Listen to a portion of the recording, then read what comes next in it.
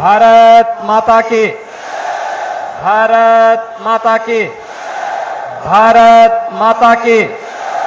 वंदे वंदे वंदे। बोले सो निहाल, बोले सो निहाल।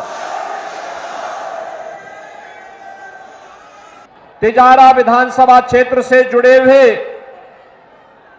भारी संख्या में इतनी देर के बावजूद उपस्थित भाइयों और बहनों, इस पावन धरा को नमन करते हुए आप सबका मैं हृदय से अभिनंदन करता हूं, स्वागत करता हूं। भाइयों बहनों, नामांकन के दिन भी मैं यहां पर आया था और नामांकन के दिन आकर के मैंने राजस्थान की जनता जनार्दन से अपील की थी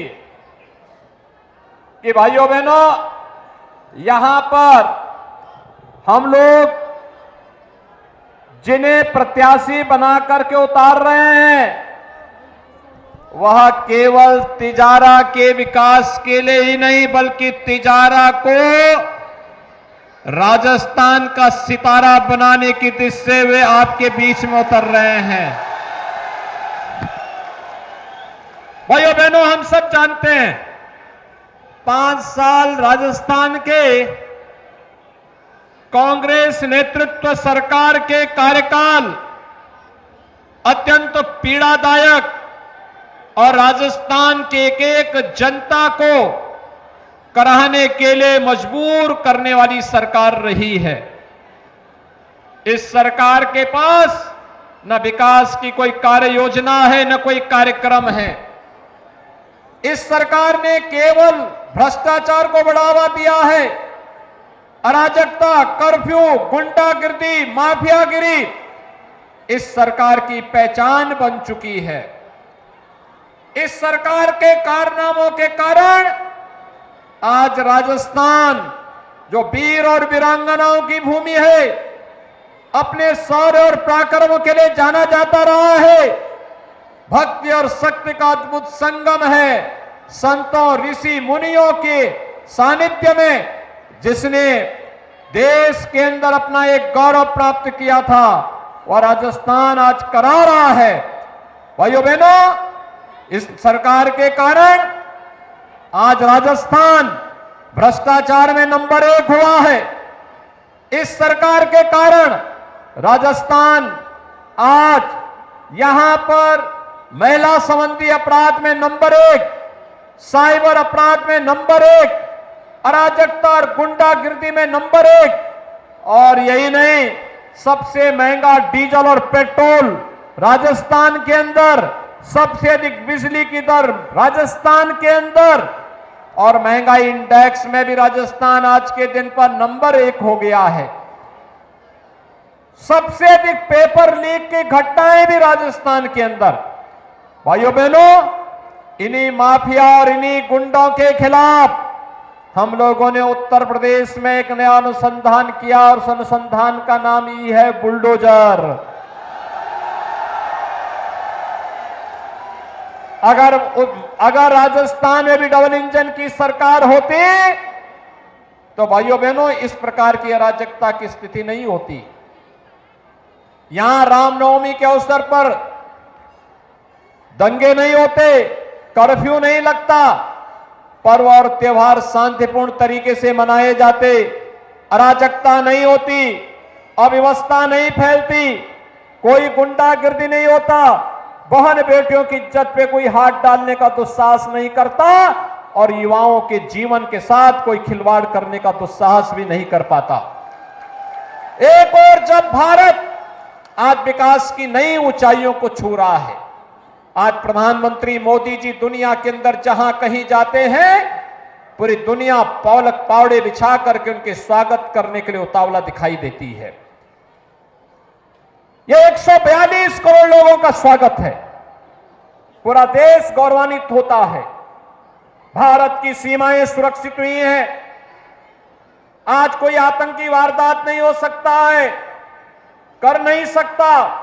आतंकवादी और आतंकवादियों के आकाओं को ही पता है कि अगर आतंकी घटना को अंजाम दिया तो फिर इसका खामियाजा क्या होगा, क्योंकि ये नया भारत है, छेड़ता नहीं है, लेकिन कोई छेड़ता है तो उसको छोड़ता भी नहीं है। ये नया भारत है, ये समस्या नहीं समाधान पर विश्वास करता है। समाधान भाइयों बहनों, आपने देखा होगा समाधान किस रूप में समाधान, हर समस्या का समाधान। कांग्रेस ने आतंकवाद दिया, मोदी जी ने धारा 370 को समाप्त करके इसकी समस्या का समाधान दिया। कांग्रेस ने नक्सलवाद दिया, मोदी जी ने गरीब कल्याणकारी योजनाएं देकर के इसका समाधान दिया। कांग्रेस ने अराजकता दी, मोदी जी ने कनेक्टिविटी दे करके इसका समाधान दिया। आज देश के अंदर वर्ल्ड क्लास इंफ्रास्ट्रक्चर बन रहा है, highway, railway, rapid rail, metro, airport, हवाई चप्पल पहनने वाला भी हवाई जहाज की यात्रा करेगा, यह मोदी जी ने साकार करके दिखाया है। इंडस्ट्री लग रही है, इसके लिए नए नए स्कीमें बन रही हैं।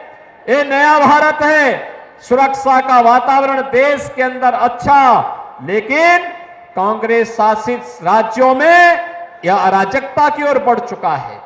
और इसलिए भाइयों बहनों में आया हूं आपके पास, एक तरफ विकास मोदी जी के नेतृत्व में, दूसरी तरफ गरीब कल्याणकारी योजनाओं का लाभ भी कितने बड़े पैमाने पर, हर गरीब के लिए आवास की सुविधा, 4 करोड़ गरीबों को मकान दे दिए, 12 करोड़ गरीबों के लिए शौचालय बना दिए, 12 करोड़ अन्नदाता किसानों को 6,000 रुपए प्रतिवर्ष प्रधानमंत्री किसान सम्मान निधि का लाभ दिया जा रहा है, 9.5 करोड़ गरीबों को उज्ज्वला योजना के कनेक्शन दे दिए गए।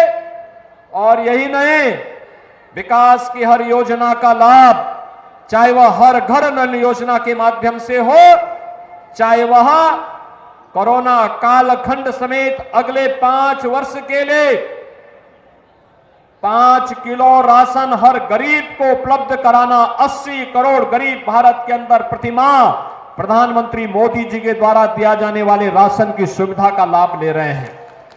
भाइयों बहनों, ये भारत विकास भी कर रहा है, सुरक्षा भी है, सुशासन भी है, युवाओं के लिए रोजगार भी उपलब्ध करवाने का कार्य कर रहा है, तो साथ साथ गरीब कल्याणकारी योजनाओं को आगे बढ़ाने का काम भी कर रहा है।